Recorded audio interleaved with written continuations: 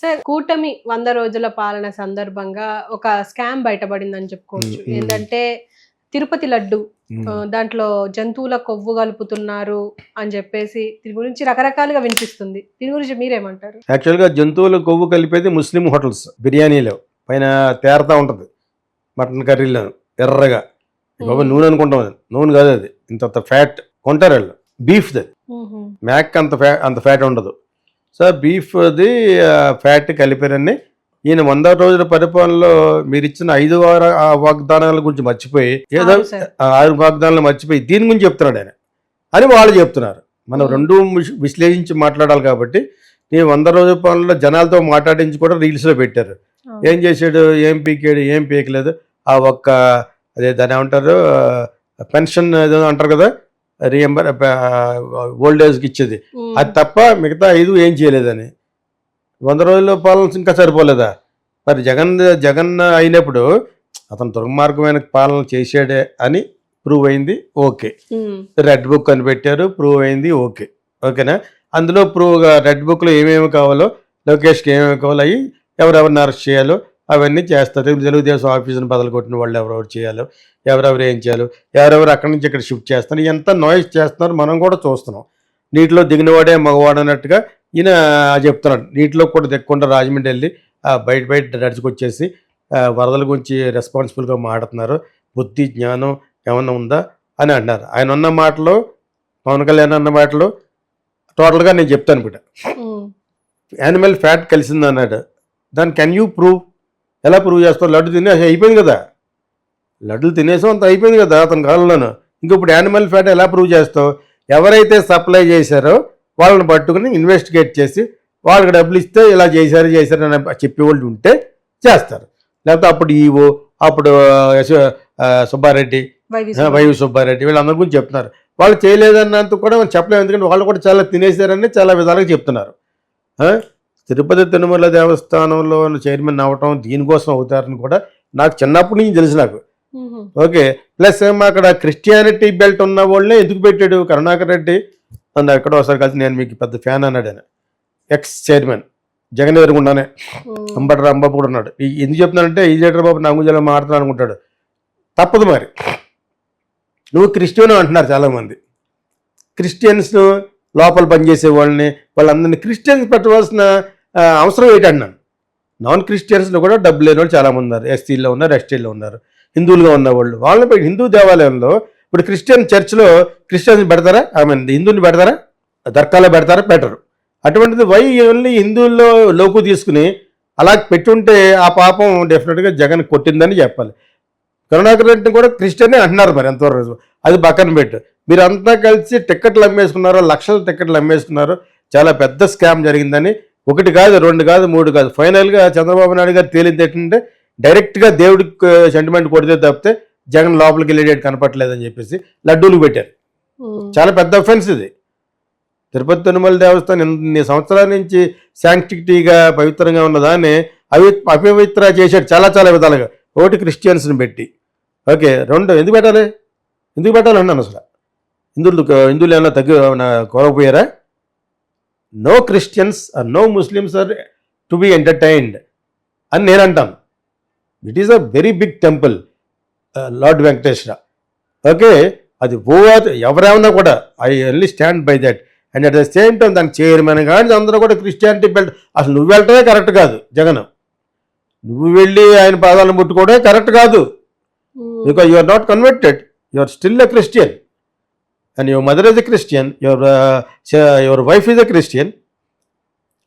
Okay, do not దాన్ని ఏమంటారు, అక్కడి వరకు నేను ఒప్పుకుంటాను. Don't spoil it. కానీ ఈయన అక్యూజ్ చేసేది చాలా పెద్దది. లడ్డూలలో ఆయిల్, నెయ్యి కలపాలి. అసలు అందులోనే మంచి క్వాలిటీ నెయ్యి కలపాలి. మీరు ఎప్పుడైనా అలా దర్శనం చేసుకు వస్తుంటే ఆ స్మెల్ కోసం 2 సార్లు అలా వెళ్ళొస్తాను నేను. తింటాం మాట దేవుడు, ఆ అరోమా గురించి వెళ్తూ ఉంటాను నేను. అదేందా ఎక్కువ జనం లేకపోతే. అటువంటి దాట నువ్వు యానిమల్ వాడేవంటే ఇంక అంతకంటే దౌర్భాగ్య పరిస్థితి ఎవరికి ఉండదు. నువ్వు నిజంగా చేసి ఉంటే నువ్వు అధపాతాలను పోతావు. అందరూ ఎవరెవరు చేశారు, అందులో డబ్బులు దొబ్బేశారు. చాలా విధాలు దొబ్బొచ్చు. అది వైవి సుబ్బారెడ్డి దొబ్బాడు, కరుణాకర్ రెడ్డి, ఇలా అందరూ కలిసి దొబ్బేశారు అనేది గాడ్ నోస్. అంటే వెంకటేశ్వర స్వామిని they are taking for ride అలా అంటారు. ఆయన ఏం ఉంది నిజంగా దేవుడు ఏంటి ఆ టైప్ వెళ్ళావు. మనకున్నంత భక్తులు 1/100,000 ఉండదు వాళ్ళకి. అంత వేళకోవడం భారత స్వామి స్వామి అంటారు. మీకు అర్థమైందా? మీకు తిరుపతిలో ఉన్న వాళ్ళు అందరూ ఒక 90% అటువంటి వాళ్ళే. సో వీళ్ళు అందులో వెళ్ళిన వాళ్ళందరూ కూడా డబ్బులు తినటమే ఇదిగా తిని ఉంటారు. అది కరెక్ట్. అది మనకంటే తిరుపతిలో ఉన్న పుట్టిన చంద్రబాబు నాయుడుగా ఎక్కువ తెలుసు. ఇది 3వ సారి సీఎం అని తెలీదా? ఎవరెవరికి ఆ పాత్రలో పెడితే ఎవరెవరు తింటారో, ఎవరెవరు ఇంటికి పట్టుకొస్తారని తెలియదానికి ఆయనకి తెలుసు. అంచేత ఆయన అక్యూజ్ చేసిన దాన్ని తప్పని మనం అనవగానే దేవుడికి తెలియాలి. నిన్న ఒక వీడియో పెట్టింది ఇలాంటి ఒక అమ్మాయి ఎవరో సొంతంగా, అంటే పెద్ద ఛానల్ కాదు, ఫేస్బుక్లో పెట్టేసింది. ఒక 10 నిమిషాలతో మాట్లాడుతూ ఇది ఈ అది ఎవరైతే వండుతారో ఆ బ్రాహ్మణ్స్ అందరికీ కూడా చాలా కళంకమైన మాట మీరు అన్నది. చీఫ్ మినిస్టర్ చంద్రబాబు నాయుడు గారు, మీరు అందరినీ ఇన్సల్ట్ చేసినట్టు లెక్క. అంటే మీరేం చేస్తారు? సప్లై చేసే వాళ్ళు మీ పైన ఉన్న హెడ్లు నెయ్యి ఉంటాయి కదా టిన్స్లో, అవి వస్తే మీరేం చేస్తారు? నెయ్యిలా ఉంటుంది. అది కూడా నెయ్యిలాగే ఉండే కంపెనీలు ఇక్కడ ఉన్నాయి, ఇక్కడ మెడ్రాస్లోనూ. అదిలో కూడా కలుస్తుందా? కానీ వైవి సుబ్బారెడ్డి ఒక ప్రెస్ మీట్లో మాట్లాడుతూ మేము రాజస్థాన్ నుంచి గోశాల నుంచి తెప్పిస్తాము, అది మొత్తం ప్యూర్ నెయ్యి, పైగా ఇక్కడ మనకు టెండర్లు లేవు కాబట్టి అక్కడ నుంచి తెప్పిస్తున్నాం డొనేషన్ రూపంలో అని చెప్పేసి అంటున్నారు. అది నిజమనుకుంటే ఇప్పుడు ప్రూవ్ చేయాలి. ఇప్పుడు ఈయన అన్నాడు అక్యూజ్ చేసినట్టు ప్రూవ్ చేయాలి, ఇన్వెస్టిగేట్ చేసి కమిషన్ వేసి. రైట్, అవును. ఆ సప్లై చేసిన వాళ్ళు ఎవరో, సప్లై చేసిన వాళ్ళు ఎవరు? రాజస్థాన్ అని చెప్పిన రాజస్థాన్ ఏమన్నా దేవాలయమా? రాజస్థాన్ ఏమన్నా పెద్ద కృష్ణుడు గారి ప్లేస్ అది కాదు కదా. అదేదో సినిమాలో ఉంటుంది కార్తికేయుల వల్ల కృష్ణుడిలా కాదు కదా.